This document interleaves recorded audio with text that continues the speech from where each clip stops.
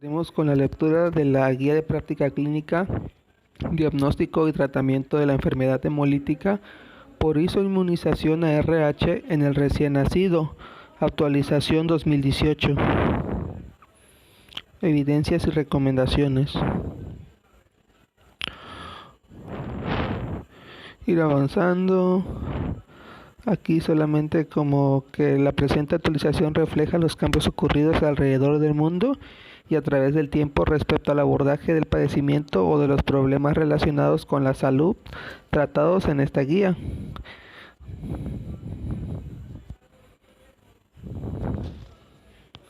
Con la pequeña introducción, dice: la enfermedad hemolítica del recién nacido es el resultado de la destrucción acelerada de los eritrocitos fetales por anticuerpos maternos. Estos anticuerpos se producen cuando la sangre RH positivo del feto se pone en contacto con la sangre RH negativo de su madre durante el embarazo o el parto, lo que estimula la producción de anticuerpos en la madre contra el antígeno RH positivo del feto o el recién nacido. Estos anticuerpos son del tipo IgG, los cuales cruzan la barrera placentaria y se incorporan a la circulación fetal, en donde se informan los complejos antígeno-anticuerpo en los eritrocitos RH positivos del feto.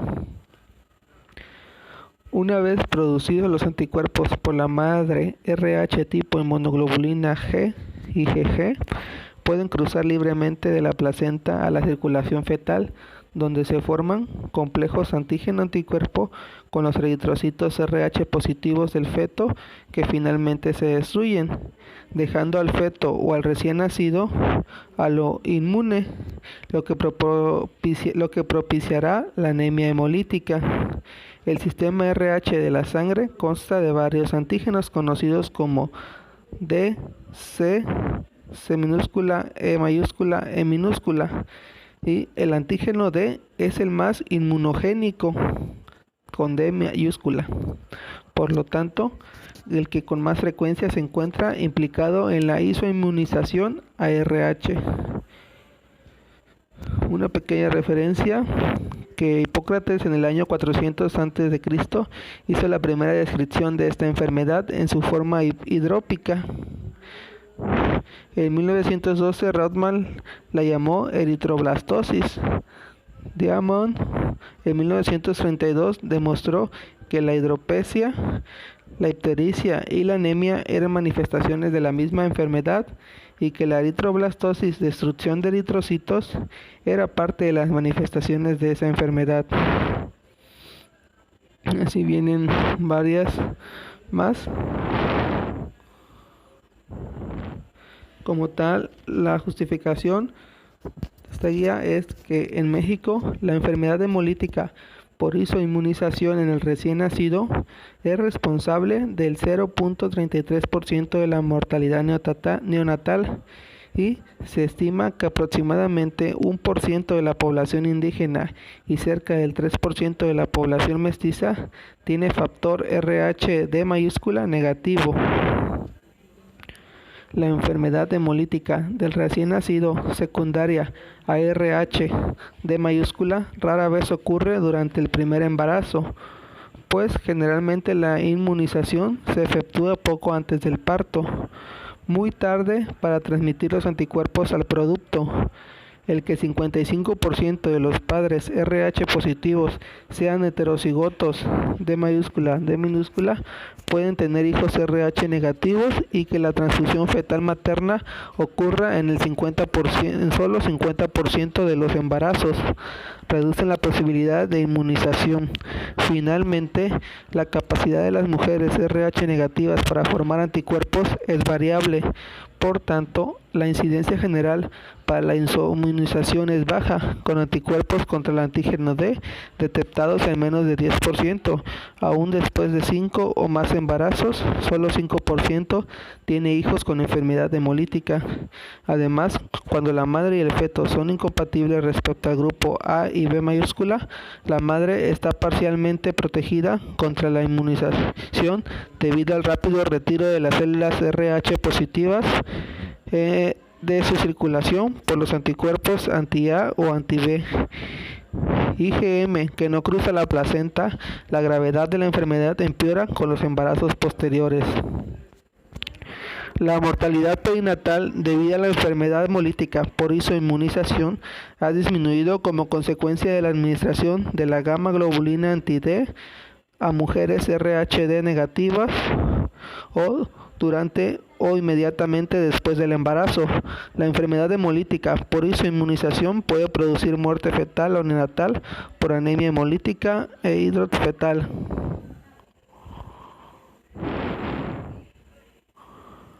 En cuanto viene esta guía para ver lo que es bien el diagnóstico, el tratamiento, viene como que los puntos claves para ver los objetivos de esta guía, lo que marca más en negritas o importante, que es para primero, segundo y tercer nivel, y aquí nos tiene que ayudar a identificar factores de riesgo, realizar el diagnóstico temprano, iniciar tratamiento oportuno al recién nacido y disminuir las secuelas neurológicas o su gravedad de los recién nacidos. Las preguntas, ahora sí que clínicas, son: ¿cuáles son los factores que incrementan el riesgo de la enfermedad hemolítica por inmunización? Las que debe responder esta guía. ¿Cómo se realiza la prevención de la enfermedad hemolítica? ¿Cuáles son los signos y síntomas que hacen sospechar el diagnóstico de la enfermedad? ¿Cuáles son los auxiliares diagnósticos útiles en la enfermedad hemolítica? ¿Cuáles son los criterios para iniciar tratamiento con fototerapia en el recién nacido? ¿Cuáles son los criterios para iniciar tratamiento con inmunoglobulina intravenosa? ¿Y cuáles son los criterios para iniciar tratamiento con exsanguinotransfusión? Se va de acuerdo a lo que es evidencia, recomendación y punto de buena práctica clínica, como la mayoría actualmente de las guías que se maneja, de acuerdo a las escalas NICE y GRAID. Empezamos con la prevención, detección de embarazadas con factor RH negativo. ¿Cómo se realiza la prevención de la enfermedad hemolítica por isoinmunización al factor RH en el recién nacido? Como tal, punto de evidencia menciona que la isoinmunización se presenta cuando el sistema inmunológico materno es estimulado por los eritrocitos fetales RH positivos, los cuales ingresan a la circulación materna en alguna de las siguientes condiciones: cuando la madre recibe una transfusión incompatible, en cualquier momento antes o durante el embarazo, durante el parto, en la hemorragia transplacentaria que ocurre después de un aborto, cuando hay una amniocentesis, en la toma de muestras de vellosidades coriónicas, cordocentesis, embarazo ectópico, cirugía fetal, hemorragia anteparto y muerte fetal. Otra evidencia que dice: es muy raro que la enfermedad hemolítica se produzca en el curso de primer embarazo. Se ha estimulado que se presente con una frecuencia del 0.4 a 2%. Aproximadamente entre el 5 y 15% iniciarán la inmunización al momento del nacimiento.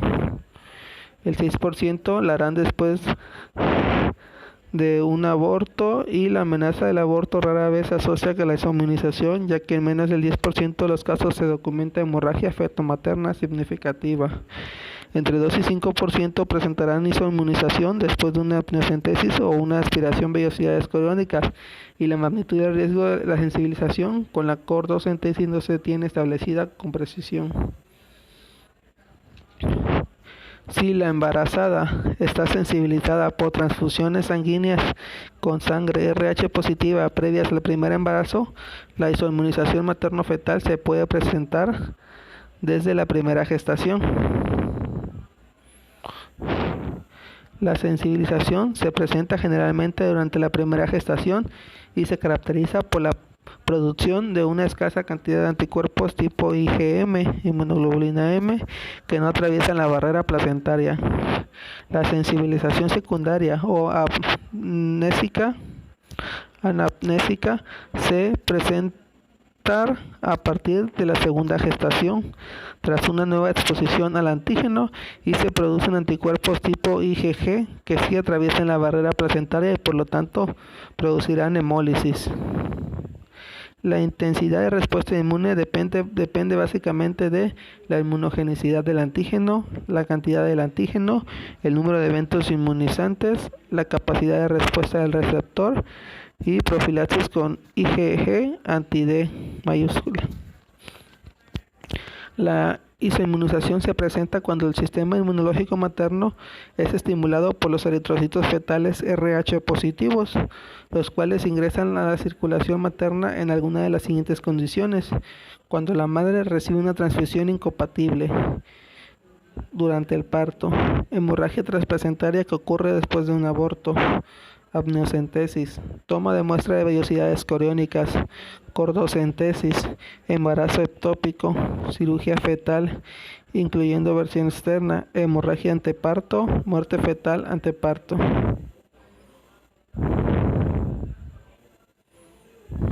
Se recomienda, punto de recomendación, que en la primera cita de control prenatal se realicen a todas las mujeres embarazadas, no solo a las mujeres que se conocen RH negativo, determinación de grupo sanguíneo, RH y con indirecto. Búsqueda de anticuerpos.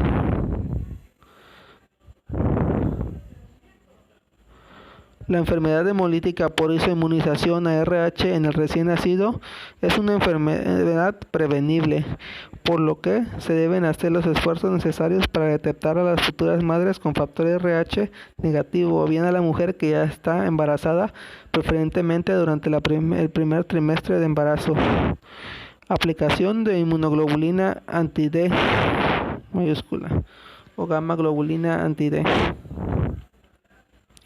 Evidencias y recomendaciones. Evidencia. En el periodo anterior a la aplicación de la inmunoglobulina anti-D, la incidencia de inmunización a RHD en mujeres RHD negativas después de 2 partos con producto RHD positivos compatibles en grupo ABO era aproximadamente del 16%. En consecuencia, la enfermedad hemolítica del feto y del recién nacido debida a anti-D era una causa importante de morbilidad y mortalidad. Con la administración rutinaria posparto de inmunoglobulina anti-D, la tasa de la isoinmunización se redujo aproximadamente al 2%, y con la profilaxis prenatal de rutina durante el tercer trimestre del embarazo, la tasa de sensibilización ahora se encuentra entre el 0.17 y 0.28%. La reducción de la sensibilización al RHD ha reducido la mortalidad del recién nacido por enfermedad hemolítica de 46.000 por cada 100.000 nacimientos a 1 a 6 por 100.000 nacimientos. La administración de anti-D dentro de las 72 horas posteriores al nacimiento reduce el riesgo de aloinmunización a RHD en las mujeres RH negativas que han dado a luz a un bebé RH positivo. Sin embargo, hace falta evidencia para conocer la dosis óptima de anti-D. La inmunoglobulina humana anti-D suprime la respuesta inmune en las madres RHD negativas no sensibilizadas expuestas a RHD positivo de la sangre del feto. La administración de 100 microgramos, 500 unidades internacionales de anti-D a las mujeres RH negativo en la semana 28 y 34 de gestación del primer embarazo puede reducir el riesgo de isoinmunización a solo el 0.2%, sin que hasta la fecha se tengan reportes de efectos adversos. En la práctica clínica, la profilaxis antenatal combinada con la postnatal previene el 96% de los casos de isoinmunización en mujeres RHD negativas. Se debe administrar a la embarazada RH negativas que no tienen inmunidad anti-D la profilaxis con inmunoglobulina humana anti-D durante el primer trimestre de embarazo. Dosis 100 microgramos, 500 unidades internacionales en el primer embarazo. El riesgo de la inmunización al factor RH durante o inmediatamente después del primer embarazo es aproximadamente del 1.5%. Diagnóstico, factores de riesgo y la pregunta: ¿cuáles son los factores que incrementan el riesgo de enfermedad hemolítica por isoinmunización al factor RH en el recién nacido? Evidencia: los factores que influyen para una mujer embarazada con factor RH negativo desarrolla anticuerpos anti-RHD antes del nacimiento de su primer hijo son embarazo ectópico, placenta previa, desprendimiento de placenta, trauma abdominal o pélvico, muerte fetal, inútero y cualquier procedimiento obstétrico invasivo, ejemplo amniocentesis, falta de atención prenatal, aborto espontáneo. Como recomendación, en el recién nacido en quien se sospecha la presencia de enfermedad hemolítica por isoinmunización RH, se debe investigar en la madre si tiene factor RH negativo y además antecedentes de embarazo ectópico, placenta previa, desprendimiento de placenta, trauma abdominal pélvico, muerte fetal in útero, cualquier procedimiento obstétrico, falta de atención prenatal y aborto espontáneo. Y si la madre tiene factor RH negativo y alguno o varios de los antecedentes antes descritos, investigar si recibió anti-D. ¿Cuáles son los signos y síntomas que hacen sospechar el diagnóstico de la enfermedad hemolítica por isoinmunización al factor RH en el recién nacido?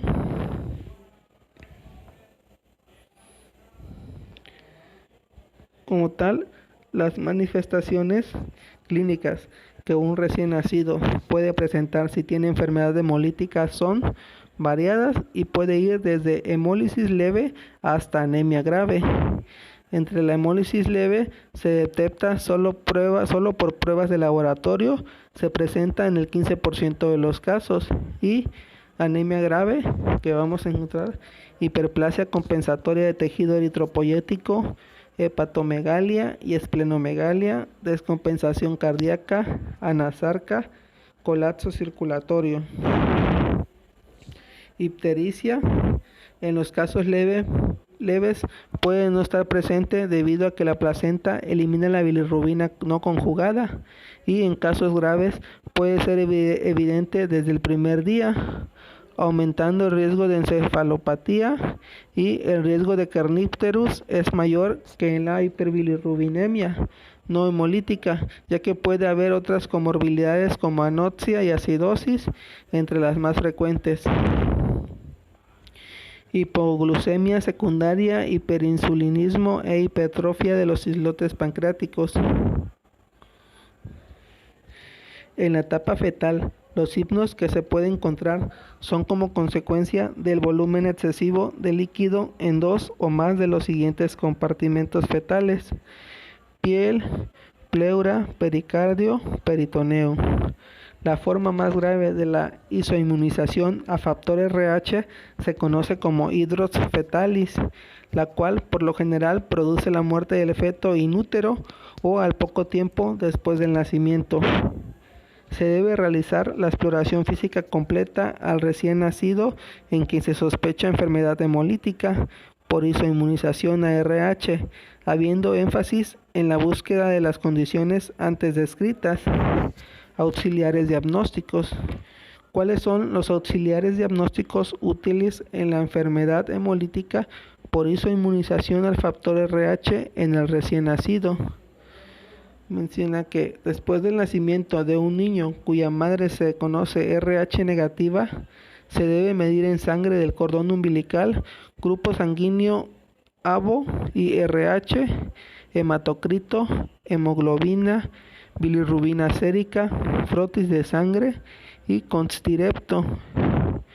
Contsdirepto positivo confirma el diagnóstico de anticuerpos inducidos por la anemia hemolítica, lo que sugiere la presencia de incompatibilidad ABO o RH. Bilirrubina elevada, hematocrito bajo y cuenta de reticulocitos elevada. Casi en la mitad de los casos de enfermedad hemolítica por isoinmunización RH se asocia principalmente el antígeno D mayúscula del grupo RH, y rara vez es causada por antígenos C mayúscula, C minúscula, E mayúscula y E minúscula, o por otros como CW, CX, DU, K, KEL, M, DUFI, S, P, MNS, XG, Lutheran, Diego y Kit. Ante la sospecha de enfermedad hemolítica, se recomienda realizar las siguientes determinaciones, preferentemente en sangre de cordón umbilical: grupo sanguíneo, ABO-RH, hematocrito, hemoglobina, bilirrubina sérica, frotis de sangre, COX directo.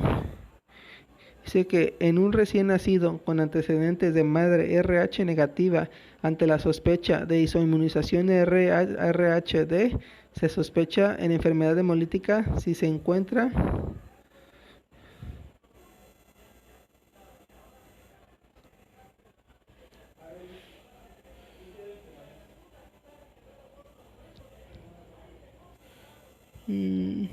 la guía no se alcanza a observar, pero lo que prosigue es el tratamiento. Como evidencia, aproximadamente el 30% de los recién nacidos con enfermedad hemolítica por isoinmunización llegan al final de la gestación y necesitarán tratamiento postnatal. Las metas principales en el tratamiento del recién nacido con enfermedad hemolítica por isoinmunización RH son prevenir la muerte por anemia severa o hipoxia, evitar la neurotoxicidad por hiperbilirrubinemia, si se requiere, estabilización respiratoria y o hemodinámica, y determinar la necesidad de fototerapia y o exsanguinotransfusión. Fototerapia. ¿Cuáles son los criterios para iniciar tratamiento con fototerapia en el recién nacido con enfermedad hemolítica por isoinmunización al factor RH?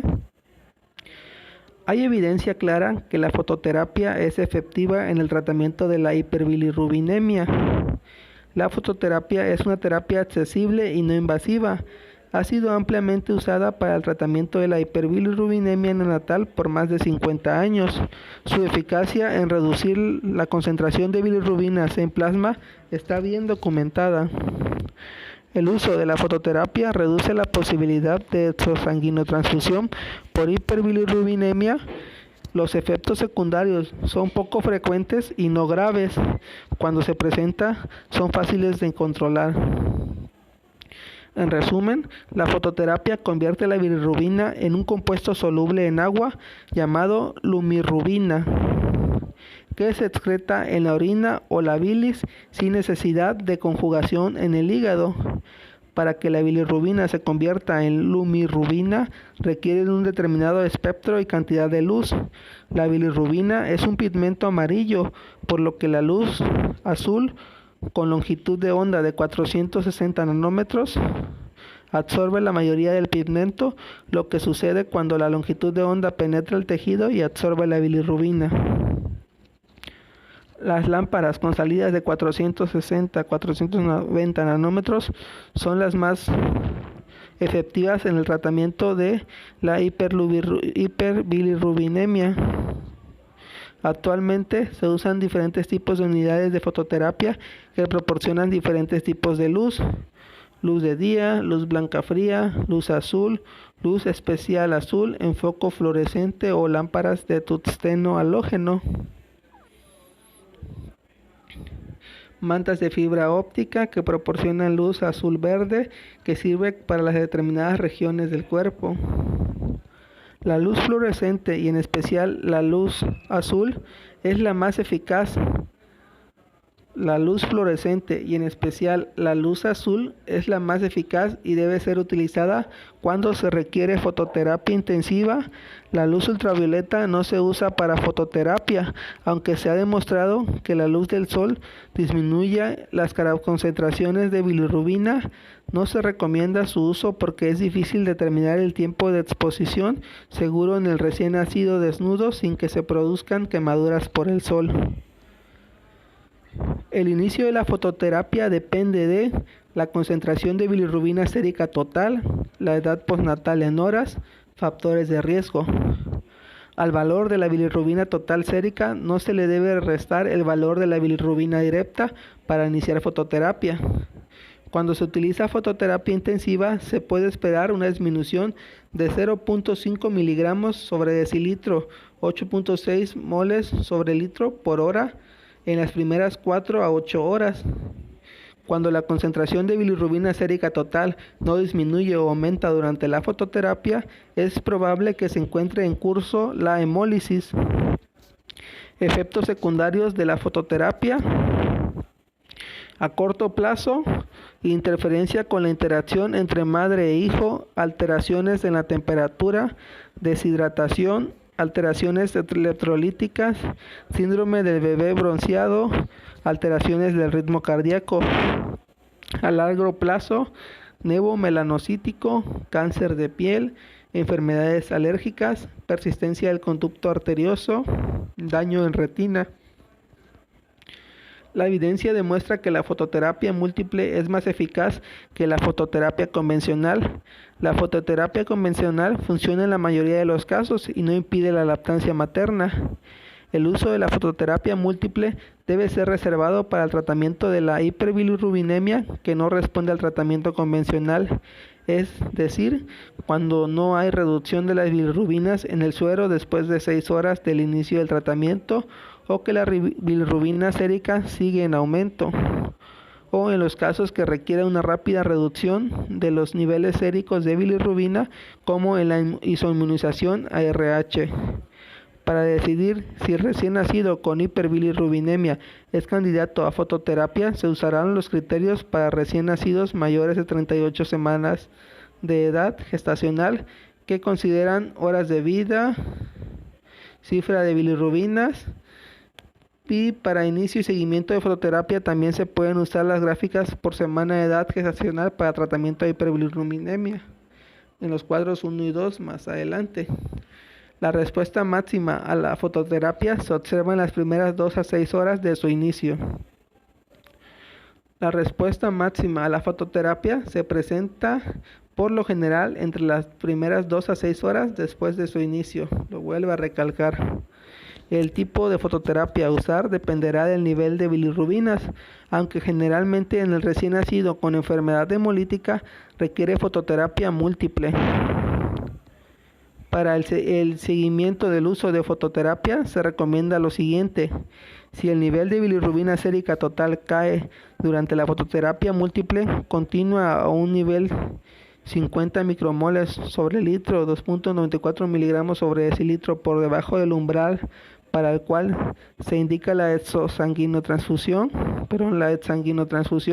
se deberá retirar la fototerapia múltiple y continuar con fototerapia simple.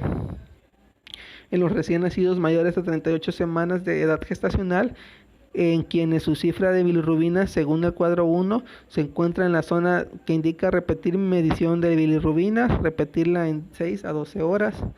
Y en los recién nacidos mayores de 38 semanas de edad gestacional, en quienes su cifra de bilirrubina, según el cuadro 1, se encuentra a considerar fototerapia, repetir la medición de bilirrubinas en 6 horas, independientemente de si está o no en fototerapia. No utilizar fototerapia en recién nacidos con nivel de bilirrubinas séricas totales que no se encuentre en rango de fototerapia, según el cuadro 1. Y durante la fototerapia, repetir la medición de bilirrubina sérica total cada 4 a 6 horas después de iniciar la fototerapia, y repetir la medición de bilirrubina sérica total cada 6 a 12 horas cuando el nivel de bilirrubina sérica es estable o decreciente.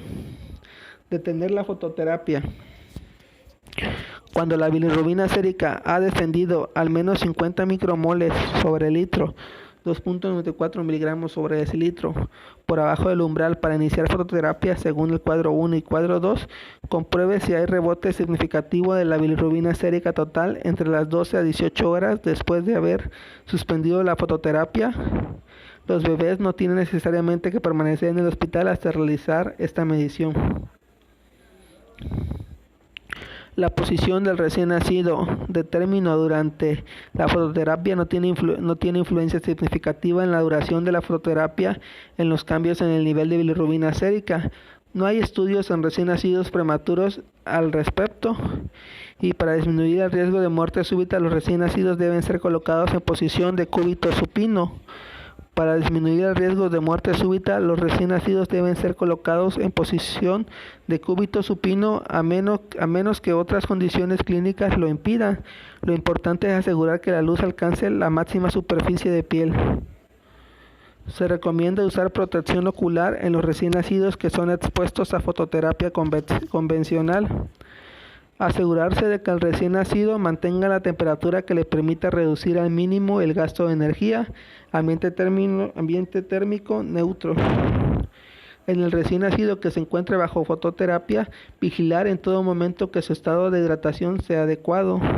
La necesidad de líquidos adicionales durante la fototerapia debe ser considerada sobre una base clínica individual. Inmunoglobulina intravenosa. ¿Cuáles son los criterios para iniciar tratamiento con inmunoglobulina intravenosa en el recién nacido con enfermedad hemolítica por isoinmunización al factor RH? La inmunoglobulina intravenosa contiene inmunoglobulina G extraída del plasma de 1000 donadores.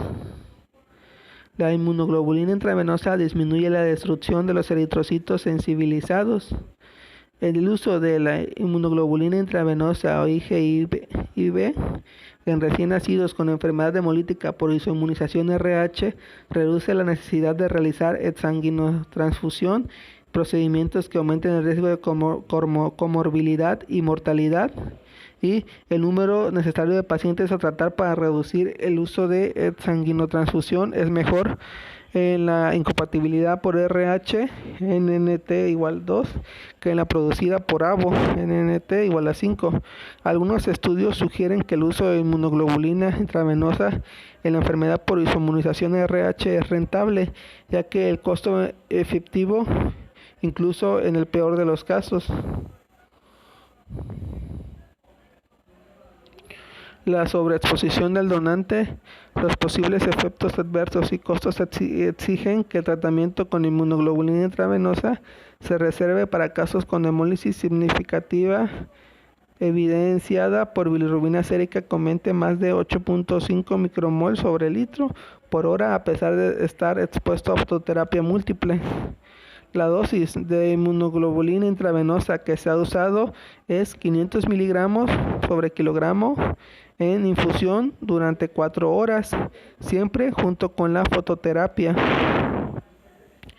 En un estudio de seguimiento a largo plazo que evaluó el neurodesarrollo en niños de 2 años de edad que presentaron enfermedad hemolítica por isoinmunización a RH en el periodo natal, los resultados no encontraron diferencia entre los que recibieron inmunoglobulina intravenosa y los que recibieron placebo. Consideran que son necesarios más estudios de seguimiento a largo plazo con suficiente poder estadístico.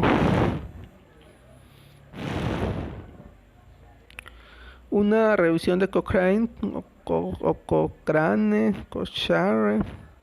encontró que aunque los resultados generales de los estudios evaluados muestran una reducción significativa en la necesidad de exsanguinotransfusión en recién nacidos tratados con inmunoglobulina IV, la aplicación de los resultados es limitada debido a la baja o muy baja calidad de la evidencia. Además, los dos estudios con el menor riesgo de sesgos no demuestran ningún beneficio de la IgIV en la reducción de la necesidad y el número de exsanguinotransfusiones. Con base en los resultados de la revisión de la mejor evidencia, en este momento no se puede tener suficiente confianza en la estimación del efecto benéfico de la inmunoglobulina IV como para hacer una recomendación por lo menos débil para el uso de IgIV para el tratamiento de la enfermedad hemolítica por isoinmunización RH en el recién nacido.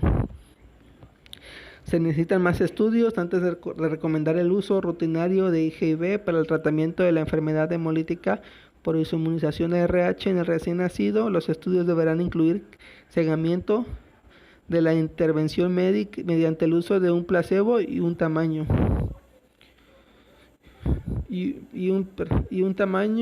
de muestra suficiente para evaluar el potencial de efectos adversos graves. Exsanguinotransfusión. ¿Cuáles son los criterios para iniciar tratamiento con exsanguinotransfusión? La exsanguinotransfusión fue el primer procedimiento que tuvo éxito en el tratamiento de la hiperbilirrubinemia grave. Tiene la finalidad de eliminar rápidamente de la circulación la bilirrubina para reducir el riesgo de encefalopatía, así como los anticuerpos que pueden estar contribuyendo a la hemólisis y en consecuencia a la presencia de anemia. El procedimiento consiste en tomar pequeñas alicuotas de la sangre del recién nacido y sustituirlas por la misma cantidad de sangre de un donador a través de uno o dos catéteres centrales hasta que el volumen de sangre del recién nacido sea sustituido 2 veces. La exsanguinotransfusión se debe iniciar en forma inmediata cuando el recién nacido presenta hiperbilirrubinemia grave y muestra signos de encefalopatía aguda. Las complicaciones secundarias a una exsanguinotransfusión que se han presentado con mayor frecuencia son infección, trombosis venosa, trombocitopenia, enterocolitis necrosante, desequilibrio electrolítico, enfermedad de injerto contra huésped y muerte. La tasa de complicaciones es de aproximadamente el 12%. Debido a esto, la fototerapia debe maximizarse para reducir la necesidad del recambio sanguíneo. Si la exsanguinotransfusión se realiza por médicos experimentados, el riesgo de efectos secundarios es bajo. Por tal motivo, es considerado un procedimiento seguro y eficaz para el tratamiento de hiperbilirrubinemia grave y la remoción anticuerpos, con la finalidad de evitar kernípterus y anemia hemolítica grave, respectivamente. La exsanguinotransfusión debe realizarse preferentemente en una unidad de cuidados intensivos neonatales por un profesional médico altamente capacitado. Los factores que se deben considerar para decidir si se realiza o no la exsanguinotransfusión son edad gestacional, horas de vida postnatal, nivel de bilirrubinas séricas y presencia de encefalopatía aguda. Para decidir si el recién nacido es candidato a exsanguinotransfusión, se recomienda usar los criterios del cuadro 1 para inicio y seguimiento de la fototerapia en niños mayores de 38 semanas de edad gestacional o criterios del cuadro 2 por semana de edad gestacional para tratamiento de la hiperbilirrubinemia. Se recomienda realizarla ante la presencia de signos clínicos de encefalopatía aguda como opistótonos y rigidez, aunque el nivel de bilirrubina se encuentra en rangos de fototerapia, debido a que la encefalopatía por hiperbilirrubinemia es factor de riesgo para desarrollar kernípterus. Cabe mencionar que esto se realiza en la práctica clínica actual y no hay evidencia para dejar de hacerlo. Después de una exsanguinotransfusión, se considera mejor práctica determinar los niveles de bilirrubina 2 horas después de haber realizado la exsanguinotransfusión para evaluar la necesidad, en su caso, de otro recambio. No se encontraron estudios que sustenten el beneficio de administrar albúmina y/o calcio durante la exsanguinotransfusión. Ante la ausencia de evidencia que apoye la administración de albúmina y calcio durante la exsanguinotransfusión, no deberán administrarse de forma rutinaria. Se recomienda que posterior al término de la exsanguinotransfusión se mida el calcio sérico. En caso de hipocalcemia, indicar tratamiento sustitutivo. La sangre que se usará para la exsanguinotransfusión deberá cumplir los criterios del Comité de Hematología disponibles. Realizar la exsanguinotransfusión con doble volumen de recambio hasta el momento se considera como mejor práctica clínica para disminuir la posibilidad de una segunda exsanguinotransfusión. Existen algunos estudios encaminados a demostrar que el recambio con un solo volumen tiene la misma eficacia que el recambio con doble volumen. Sin embargo, la evidencia no es suficiente para dejar de realizar el recambio con doble volumen.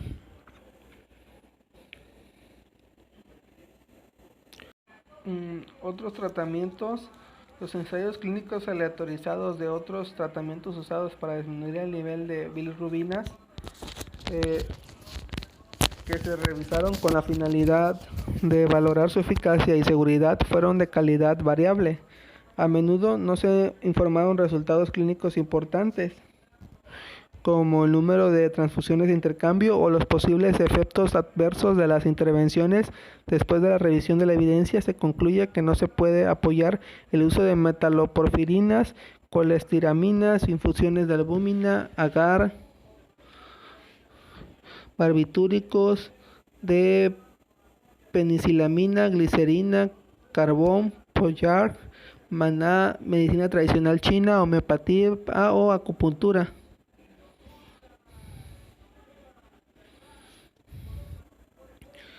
Que se enuncian a continuación.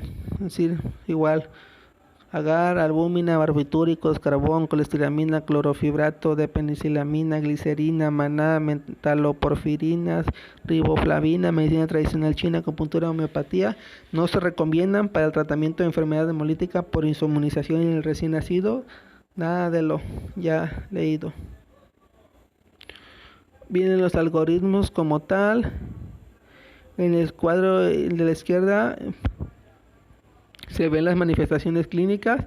Algoritmo 1, diagnóstico y tratamiento de enfermedad hemolítica por inmunización RH del recién nacido. Los cuadros de izquierda, manifestaciones clínicas, pueden presentar desde hemólisis leve hasta anemia grave. Hemólisis leve se detecta solo por pruebas de laboratorio, se presenta en 15% de los casos. Anemia grave, hiperplasia compensatoria de tejido eritropoyético, hepatomegalia, esplenomegalia, descompensación cardíaca, anasarca, colapso circulatorio, ictericia, y en los casos leves puede o no presentarse debido a la placenta elimina la bilirrubina no conjugada. Y en casos graves puede ser evidente desde el primer día, aumentando el riesgo de encefalopatía. El riesgo de carníterus es mayor que en la hiperbilirubinemia no hemolítica, ya que puede haber otras complicaciones como anoxia y acidosis, entre más frecuentes hipoglucemia secundaria, hiperinsulinismo e hipertrofia de los islotes pancreáticos y los antecedentes maternos.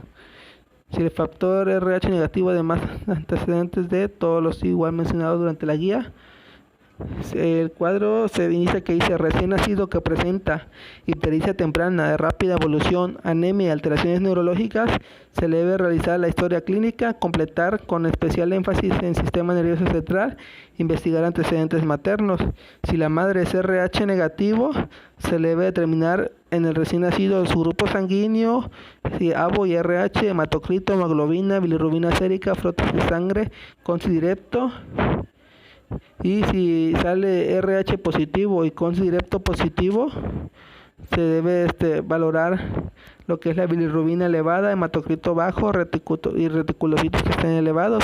Si sí pasa esto, evaluar nuevamente bilirrubinas de acuerdo a los cuadros 1 y 2 que están más adelante, que consideran edad gestacional, horas de vida, cifras de bilirrubinas séricas, y así que iniciar la fototerapia o sanguinotransfusión. La fototerapia, decidir que el tipo de acuerdo al cuadro 3, que ya casi vienen, y la sanguinotransfusión realizar con doble volumen hasta prácticamente para que haya un descenso de las bilirrubinas, y si hay el descenso, pues retiro de fototerapia cuando las cifras de bilirrubinas estén por debajo del umbral de fototerapia. Y si no descienden estas, pues investigar complicaciones y otras causas de que estén provocando la bilirrubinemia. Pero si sí bajan y si se le retira, pues ya puede egresarse del hospital, pero realizar seguimiento estrecho del desarrollo psicomotor. Pero si el recién nacido, su madre, no tenía RH negativo, pues se hace prácticamente diagnóstico diferencial.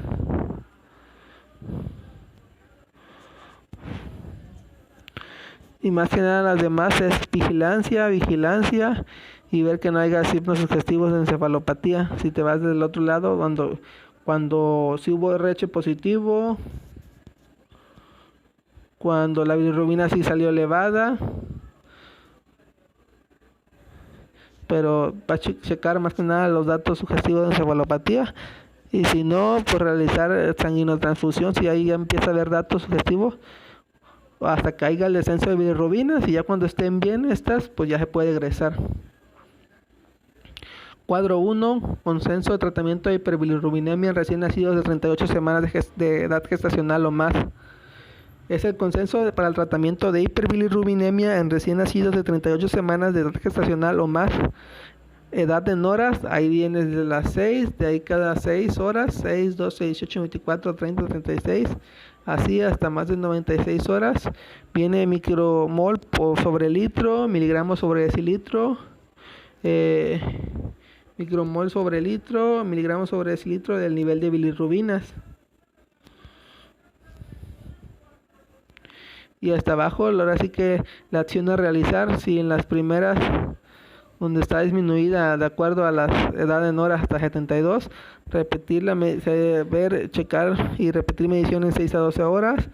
Cuando hay arriba de 112, prácticamente hasta 300. Y en miligramos desde mayor a 6.55 a 17.4, valorar individualmente la pertinencia a iniciar fototerapia, repetir medición de bilirrubina en 6 horas y la fototerapia la inician a mayor a 100 mililitros dependiendo desde las horas 0 o de que haya nacido, o más de 125 en la vida 6, en las 6 horas, perdón, hasta más de 96 horas mayor a 350 microlitros o más de 20.46 de miligramos de bilirrubina.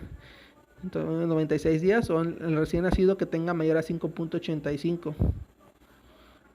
Y realizar exsanguinotransfusión de acuerdo a los niveles, a menos que el nivel de bilirrubinas caiga por debajo del umbral mientras se prepara el procedimiento, que viene a partir de 0 horas, mayor a 5.85 puedes iniciar, o ya que tenga más de 96 horas, que tenga mayor a 26.31 de bilirrubinas elevadas.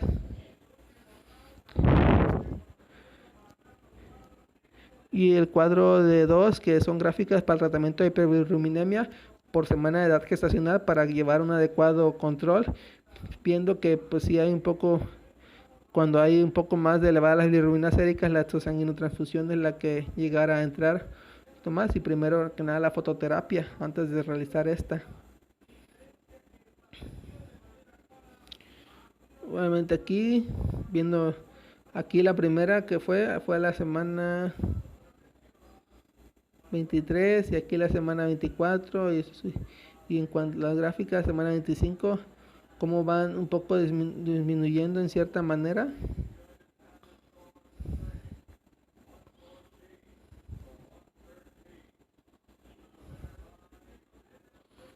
Para llevarle un adecuado seguimiento de cómo se le va disminuyendo cómo va funcionando el tratamiento, ya sea con fototerapia o exosanguinotransfusión, al menos es lo que yo puedo entender.